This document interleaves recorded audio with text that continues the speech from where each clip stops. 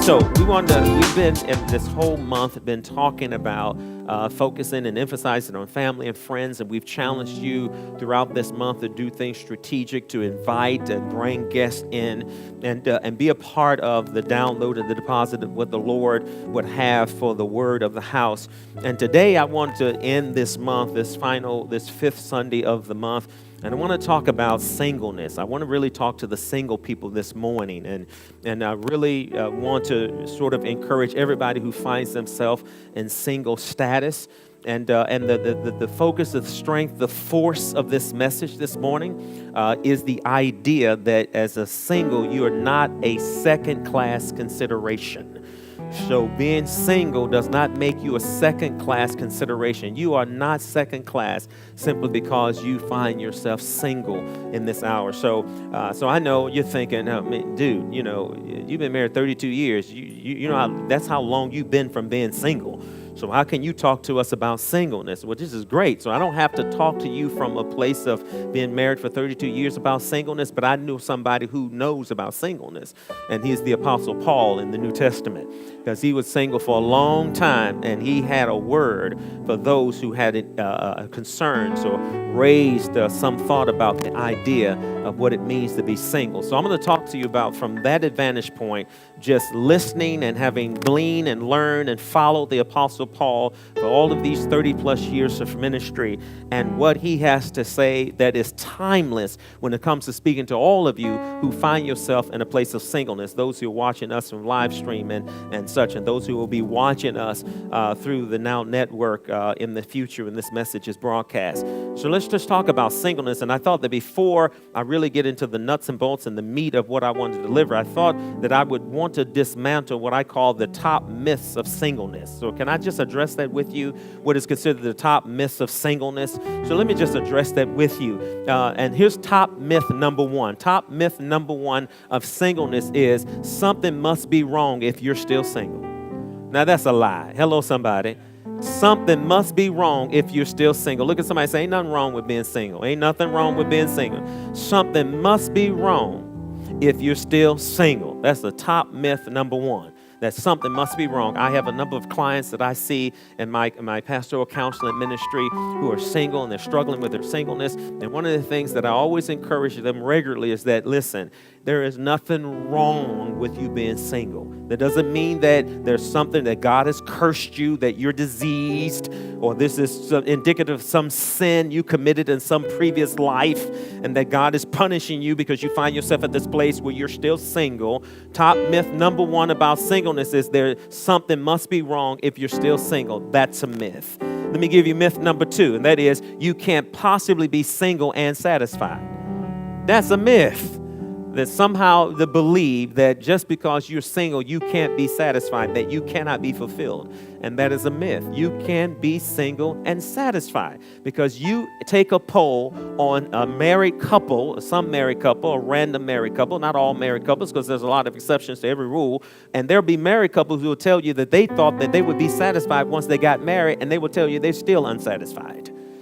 So it is a myth to believe that marriage is the answer and the fulfillment for your satisfaction. And we'll talk about that in the marriage thing, about what all of that means.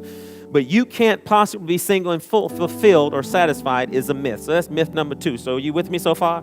All right, somebody say that's a myth, right? Say that. All right, so myth number three. Are you taking notes? You single people, you taking notes now? Okay, so here's myth number three. You ready for myth number three? Myth number three is married life is better and more blessed than the single life. Wrong. All right? Myth number three is married life is better and more blessed than the single life. That is wrong. Somebody once said that singleness and marriage is flies on the same screen, because you got flies on the outside trying to get in, and you got flies on the inside trying to get out, right? So there are single people trying to get into marriage, but there are a lot of married people who are trying to get back to where you are. Right? And some of them are married and act like they where you are. Right? Anybody got married friends who don't act like they married? Yeah, shake your head. You ain't on camera. You good. married life is better and more blessed than the single life. That's myth number 3. How many myths we got so far? 3? Let me give you number 4. Myth number 4 is singleness. Are you listening? Singleness is a cure or a burden you must tolerate until you get married. That's a myth. Singleness is not a curse. And it's not a burden that you got to tolerate till you get married. If you think that being single, you are cursed or it is a burden that you are tolerating, then you've been drinking from the wrong well. It's a myth that singleness is a curse, a burden that you must tolerate until you get married. It is not true. It's not true. Here's number 5 myth. If you're single, you're going to be lonely. Listen, singleness does not equal loneliness. Right?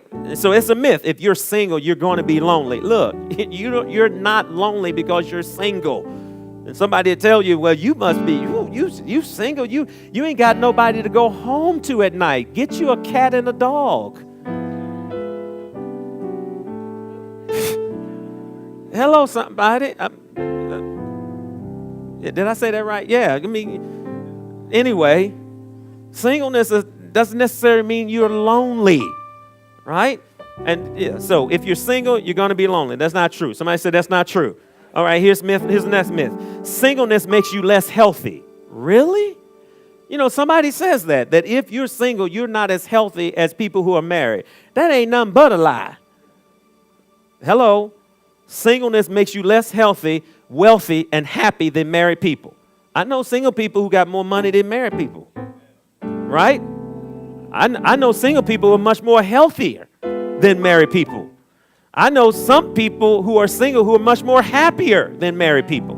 So, but I just want you to know that somebody had been floating around the idea that singleness makes you less healthy, wealthy, and happy than married people. Now, how many of you know that's a lie?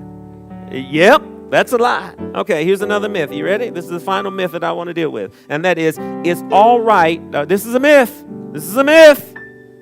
It's all right to be single and sexually active if you find somebody you plan to marry.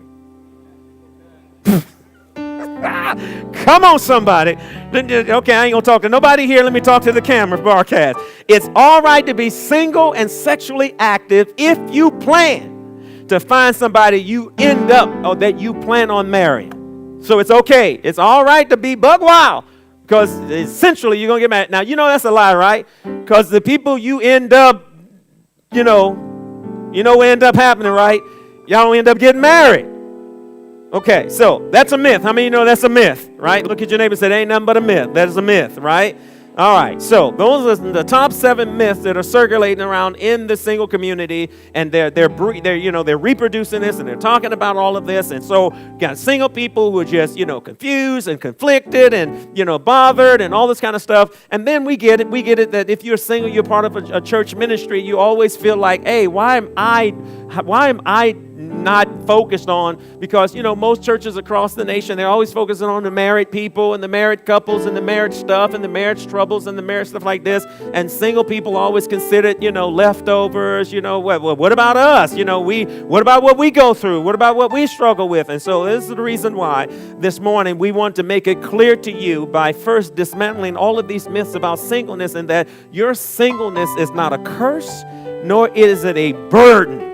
But we hope that you understand that the Apostle Paul, who according to 1 Corinthians chapter 7, addresses the issues about the standard and the status of singleness. So let's just talk about this for a moment in talking about being single and being responsible and what he brings out concerning what's in 1 Corinthians chapter 7. So all of 1 Corinthians chapter 7 is addressed to the context of if you're married or if you're not married. So Paul goes into this place called Corinth, and he begins to build a foundation of faith, and he introduces this person called Jesus, and people respond to the invitation to come to Christ, and then Paul begins to lay the bedrock and the foundation of these principles surrounding this person called Jesus Christ. So essentially what Paul does in this province of Corinth, in the city of Corinth, is he began to disciple them on, now that you've decided to become a follower of Christ, here's what your life should reflect. Here's what it should mimic.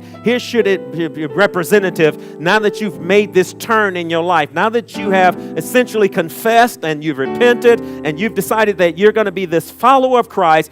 What does a follower of Christ look like? And so he deals with in the beginning about some division that happened in the church over whether or not somebody should follow Apollos or whether somebody should follow Peter or whether somebody should follow him. And he sort of dismisses that real quick, fast, in a hurry and makes it clear that it's not a man that we should be elevated, but it is one single Savior that we should elevate. And all of us are just instruments in the hands of that Savior to bring people to a right relationship with the Lord. So he tries to dismantles the division that occurred there. And then he talks about, different, aspects of how we should govern ourselves in fellowship with each other in the church. And so he gets to 1 Corinthians chapter 7 because essentially what happens is this subject about marriage and singleness comes up. And so if I could just put it in the context for you, it comes in the context like this. They're sending questions to him. They say, you're our father in the faith. You're our father in the ministry. You're the one who is responsible for leading us into this right, relevant relationship with God through the person of Jesus Christ. And what we get the fact that we will be in glory. We get the fact of what salvation and eternity is. We get the fact of what glory and mercy and grace. We get the idea of all of the definitive, deep theological things, Paul, that you have served us while you were discipling us in the time you was here. But we just got some practical questions to ask you. And some practical stuff we want to ask you is, what do I do with this marriage that I got? Now that I'm a believer, now that I'm a follower of Christ, now that I've decided that I want to position myself so that my life is a reflection of my right relationship with God, what should I do about this marriage? And what the idea was floating around was that now that I'm a follower of Christ, I can dismiss myself or divorce myself from the wife or the husband that I have so that I could be free to serve God 100%. So the thing that they were circulating around is that now that I'm a Christian, I don't need to be married to him, nor do I need to be married to her. So does the fact that I'm a Christian give me license to get out of my marriage? That was the issue that they were circling around. And then the other flip side of that is that now that I am now that I find myself a single Christian, that is a single follower of Christ, a single person who's made a definitive decision to make sure that my life is a reflection of God, what do I do in my singleness with regards to marriage? What do I do now? What is God's view about me being single versus me being married? And oh, by the way, the real nitty-gritty of it all that doesn't really get addressed in church is that the two things that Paul would talk about that begins in chapter 6 and then sort of bleeds over in chapter 7 was the idea that, okay, I'm single, I'm a believer, but Paul, I'm single, I'm a believer, but Paul, I'm single, I'm saved now, I am a believer, and I do worship, and I'm continuing in houses, and we're studying the Word, and I am praying, and I do fast. I'm doing all those things, but you never told me what I need to do about these urges I got. Because in some churches they teach you once you get saved, whatever you had before you got saved, go away after you get saved, and that's a lie. Look at somebody and say, you're telling the truth. And so they make you, listen, some faith traditions and denominations make you fake like you don't have the issues you had after you got saved. They make you feel like that temptation is not a real valid thing that you will continue to encounter even after you had an altar call experience. That after you come to the altar, that somehow you're going to walk and you will be Mother Teresa. You will be the saint of all saints when you leave that altar. That when you leave there, the one right eye won't go this way and the left eye won't go this way, and that somehow your insides don't turn because you have to. It's like you get saved and everything about you dies. Yeah, oh, thank you. Somebody said, no, it don't. Those are the folks who realize by maturity that you can be honest and still stay saved. Look at somebody and say, stop faking. Stop. You know it's there. Dude, you know you look. Quit tripping. So the idea is that, okay, Paul, here's my dilemma. My dilemma is I want to be saved, but I still got that itch that I like to have scratched. But because I want to reverence and respect God, what do I do with the itch? Right? What do I do with that? Because it's a real thing that happens. And it happens. So the two things that he was presented with is, now that I'm a believer and I want to live right, do I get rid of my spouse?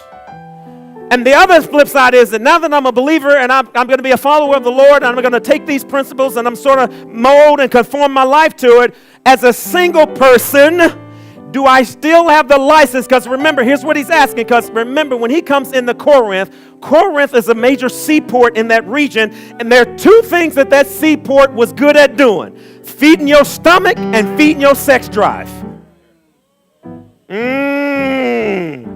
So imagine a merchant on a ship that comes into town. He's been out to sea for a long time. What's the two things he wants to have happen when he comes to shore? You ain't got to say it, but we know. So he comes to shore, and then Corinth doesn't make it any easy. You know why? Because Corinth has this goddess called Aphrodite. Aphrodite is a goddess of fertility. So they built a temple, a sex temple in Corinth. They built a sex temple in Corinth, and then they outfitted it 1,000 prostitutes. So, and then put the Joe's Crab Shack next door. So what? Oh, come on now. Let's work this out now. So they got Joe's Crab Shack. So they got the neon light saying, "Come eat at Joe's," and the other blue light that says, "Is that the red light district here? The blue light special here."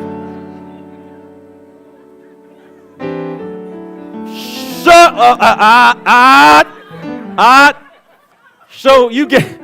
So that's exactly what happened. So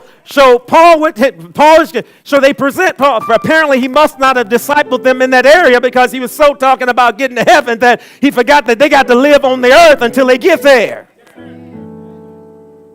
So they write back to Paul and say, now remember, if that's the culture, feeding your belly and feeding that urge, that sexual urge, if that's the culture which they were saved out of. That's the culture that they were redeemed out of. But the issue is they were redeemed out of the culture, but because you changed don't mean the culture has changed. So that means that I'm newly saved, but when I go to work, I still got to pass the blue light district and the red light district. And I love Jesus, but I still got to eat. So what I want to know, in light of my salvation, what do I do as a married couple, and what do I do as a single person, knowing that I got all this stuff surrounding me? Because the issue then, listen, because before they got saved, how do you think they lived? Any way they wanted to. They lived any way they wanted to, however they wanted to, which meant, brother, if he got hungry, he went to eat, and if he was feeling froggy, he'd go next door. And it was sanctioned by the culture, so nobody would judge him. Nobody gonna judge him. Oh, Fred back in there again. Fred got a frequent flyer card. Fred has a membership. So, Paul preaching Jesus to them. Y'all got to love the Lord. You got to live holy. You got to be righteous. And so we're good, Paul. We're excited. Oh, they get baptized, and they're being baptized, and everybody on fire by serving God, and they come in the church, and they're having great worship services. And said, but nobody told them that what I'm due. And so Paul had to set the record straight. So he sets the record straight in 1 Corinthians chapter 7. He set the record straight. So then he gets down and go down to verse 17. So verse 17 says, But as God has distributed to each one, as the Lord has called each one, so let him walk. So listen to what he says. So essentially, he talks about this idea that whatever status you were found in when you came to Christ, walk in that status until the Lord himself alters or changes that status. So what he means is, if you find yourself single right now, what you should not be doing is seeking to get married, though ain't nothing wrong with it. There's no crime if you're single and you want to get married. What he's intimating in this verse, and he's talking to believers because they wrote and asked him, what do I do with this fact that I've received the Lord in my life? I've decided to follow God. I decided to conform my life and my walk to him. So what do I do with this issue of being single? Do I remain single? Do I get married? What do I do? I'm tossed in between. And what he says is, whatever the status is at the moment that you come to a God consciousness, you ought to celebrate that status until God pricks your heart to make change. So what he's saying is, there's things you can do as a single person you'll never be able to do when you get married. And there are things that married people wish that they could have done when they were single. So he's essentially putting out there on the block, if you find yourself single, don't walk around talking about how much of a burden it is and thinking that it's a curse. He says, marshal and leverage your singleness to your advantage. And so here's a couple of things that I think that comes out when he addresses this issue about, celebrating your singleness and identifying your singleness and all this trust and things like this. Here's where it basically, he identifies singleness with this one word. Write this word down. He identifies singleness with this word, and that's the word satisfaction. So essentially, he desires that you as a single person, that you learn to be satisfied as a single person. He doesn't speak against marriage. He's not anti-marriage, because in the first verses of chapter 7, he talks about, introduces, celebrates, accentuates the idea of a man and a woman being faithful and connected to each other. But he then turns around and says, now, for those of you who are single, if you find yourself in that place, don't walk around so humdrum of the fact that you're not married like your married friends. What he says is, take your singleness and recognize that there's a thing that God wants to do in your life, do through your life, do over your life, favor in your life that cannot happen if you are married. And there's the beauty about being single and walking in the Lord. You don't have to share it with nobody else. Whoop! Okay, so let's talk about this. So, satisfaction. Somebody say satisfaction. All right, so here's the thing. You must believe you can be satisfied. Listen, single people, you must believe that you can be satisfied in order for satisfaction to increase. You must believe that you can be satisfied in order for satisfaction to increase. If you want to increase in satisfaction as a single person, you got to believe you can be satisfied as a single person. Because many singles struggle to be consistently and completely satisfied in their singleness because they don't believe it's possible that I can be single and satisfied. Their personal experience and the experience of others have convinced them that being single and satisfied is a definitive impossibility. But belief is the foundational element of who we are. Faith is the core of who we are. Faith and our belief and our hope and all that Christ has displayed to us is the foundation of who we are. And it all starts, listen, the starting line is what you believe. And if you can believe you can be satisfied, then guess what? It opens the door to greater satisfaction. Mark chapter 9 says everything is possible for those who believe. And so it's important to remember and remind ourselves and others that just because you haven't been satisfied in the past does not mean you cannot be satisfied in the future. Touch your neighbor and say, I know that's right. Amen, somebody. Many singles are convinced that they must be married in this life. But listen, that is not true. God will give you the graces and the opportunities to be a blessing like never before. So you got to recognize this, that, at the end of the day, ironically, you've got to learn to know that if satisfaction is where I am, then satisfaction is where I will be. Okay? So look at somebody say, get satisfied. Get satisfied. Okay. So let's talk about this. Okay? So we're talking about that. Listen, we may not possess the health or wealth, or we think the opportunities that others may have. But one of the things that he intimates in 1 Corinthians chapter 7 is to learn how to be thankful in your singleness. Because if you learn how to be thankful now, it makes it possible for you to be thankful in other things. So learn to be thankful in your singleness. And so many are convinced that I have nothing to be thankful for. I've been doing this for a long time, and I ain't married yet, and I don't have no kids yet, and I don't have this, and I don't have this, and then guess what? If you put a cup up to the wall of your married people, they be like, I can't do what I want. I always got to check in. I feel like you being my mama and being my dad. It's all the same. Here's the thing. You need to learn to be thankful in whatever status you find yourself in. In fact, it so happened that one of the secret weapons of experiencing joy in the singleness of the Lord is learning how to know that God, it will make you satisfied. That's one of the greatest secret weapons. And the next one is being thankful. True thankfulness for our singleness, in spite of our singleness, is what brings greater satisfaction. Thankfulness causes, watch this. Here's the reason why you want to be thankful. In general, all of us should want to be thankful. But as a single person, here's the reason why you want to be thankful. Because thankfulness, watch this, you got to catch this. Watch this. Hold on, Fernando. You got to catch this. Thankfulness causes a supernatural release of spiritual joy. When you learn how to be thankful, it releases supernatural joy to our spirit. So go ahead and take 30 seconds and show some gratitude. Go ahead, take 30 seconds and just be thankful. Maybe not directly to God, but just show a gratitude, and I guarantee you 2 of y'all got it. If you release thankfulness, it will release a supernatural download of spiritual joy in your spirit. Thankfulness. You know what thankfulness does? It opens the floodgate of satisfaction. It opens a floodgate of satisfaction, and it pours out satisfaction and blessings, listen, that you won't have enough room to be able to keep. Thankfulness opens the floodgate, and we can safely assume that anytime as a single person you're dissatisfied with your singleness, you're probably struggling with thankfulness.